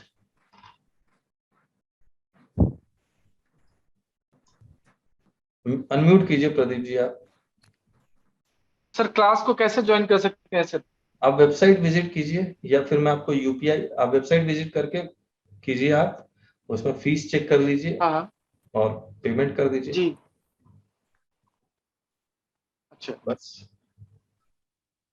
क्लास जरूर से ज्वाइन कीजिए, हर हालत में ज्वाइन कीजिए, बिना सोचे समझे ज्वाइन कीजिए। आप इसलिए बिना सोचे समझे बोल रहा हूँ कि वाकई में ये जो क्लास हो रही है वो बहुत अच्छी होगी।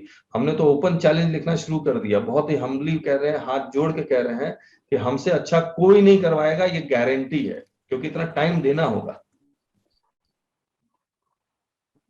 वॉइस ब्रेकिंग हो रहा है क्या सर?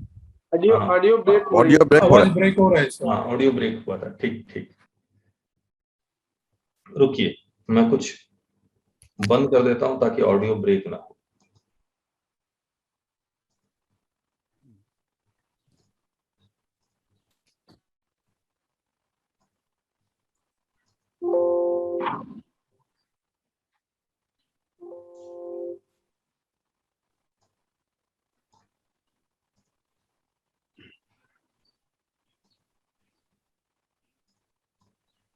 हाँ ठीक है,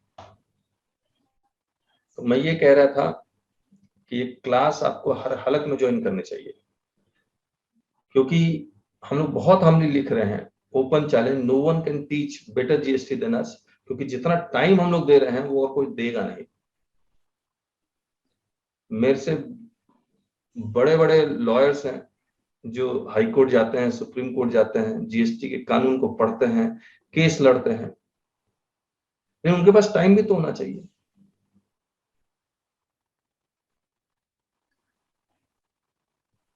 और टीचिंग स्किल होना चाहिए। टीचिंग स्किल मतलब प्रेजेंटेशन स्किल, किसके बाद क्या बोलना है, किसके बाद क्या बोलना है, वो स्क्रिप्ट हम लोग तैयार करते हैं। वो बिना स्क्रिप्ट के अगर कोई आएगा तो वो कुछ भी बोल के चला जाएगा, जो याद आएगा वो बोल के जाएगा। हम लोग स्क्रिप्ट के साथ बैठे हुए, हमारी किताब अपनी लिखी हुई, हमने करीब करीब 6 घंटे क्लास ली आपके साथ, how to handle GST notice. Yes already. आप देखिए उसमें हमने आपको यहां तक पहुंचा दिया ना, कुछ लाइन आप लिखने लगे। आप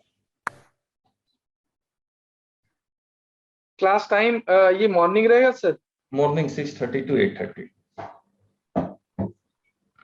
पोपली जी आप अनम्यूट कीजिए पोपली जी।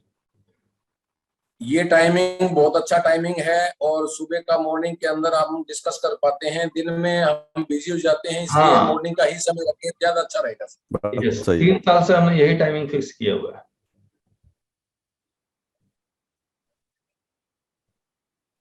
और मैं ये भी रिक्वेस्ट करूंगा बाकियों को भी ज्वाइन करवाएं आप, क्योंकि वो सीखेंगे, आप भी सीखेंगे उनसे, है ना? यस। चलिए, अब कल मिलते हैं how to handle GST notice के साथ। अब ये वाला जो लिंक है वो खत्म हो जाएगा, दूसरा लिंक शुरू होगा जो पेड वाला है। ठीक है, चलिए नमस्ते, thank you so much. Sir उस लिंक के लिए कहां से संपर्क करना पड़ेगा सर? देखिए मैं आपको बताता हूं, हमारी एक वेबसाइट है, मैं आपको दिखला देता हूं। ये taxbykk.com में आपको जाना है, लाइव कोर्सेस में जाना है, how to handle GST notices. अगर आप सिर्फ how to handle GST notices करते हैं तो 5,999 और 16% का डिस्काउंट मिलेगा आपको। लेकिन मैं ये रिक्वेस्ट करता हूं आप सभी से कि how to handle GST notice 5,999, volume 1 की बुक, वॉल्यूम 2 की बुक और पूरा जीएसटी वॉल्यूम 2, पूरा जीएसटी वॉल्यूम 1, यानी कि एंटायर कोर्स आप लीजिए और 1 साल की वैलिडिटी होगी और ये आपको 9700 में मिलेगा आपको टोटल एंटायर चीज, लाइव क्लासेस प्लस 1 ईयर की वैलिडिटी। ठीक है, तो यहां से आप पेमेंट कर सकते हैं या आप 9700 मुझे यूपीआई कर सकते हैं तो वो कर दीजिए। मैं यूपीआई आईडी आपको दे देता हूँ चैट बॉक्स में।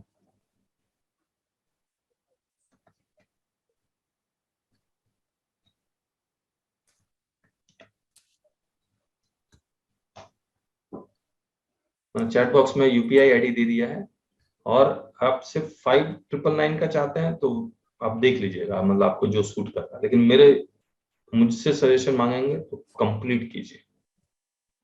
जब भी वसंत जी ने भी कहा कि वो जो जीएसटी वॉल्यूम 1 की वो क्लास कर रहे थे तो उनको अंदाजा हुआ कि वो कितना डिटेलिंग है वॉल्यूम 1 और वॉल्यूम 1 में क्या है, वॉल्यूम 2 में क्या है। आप यहाँ पर नीचे जाएंगे ना, ये देखिए वॉल्यूम 2 के जितने भी चैप्टर्स हम लोग कवर कर रहे हैं वो यहाँ लिखे हुए हैं। वॉल्यूम 1 के जितने भी चैप्टर्स हम लोग कवर कर रहे हैं, ये वॉल्यूम 2, ये और ये वॉल्यूम 1, ये सारे चैप्टर्स हम लोग कवर कर रहे हैं, आप देख लीजिएगा।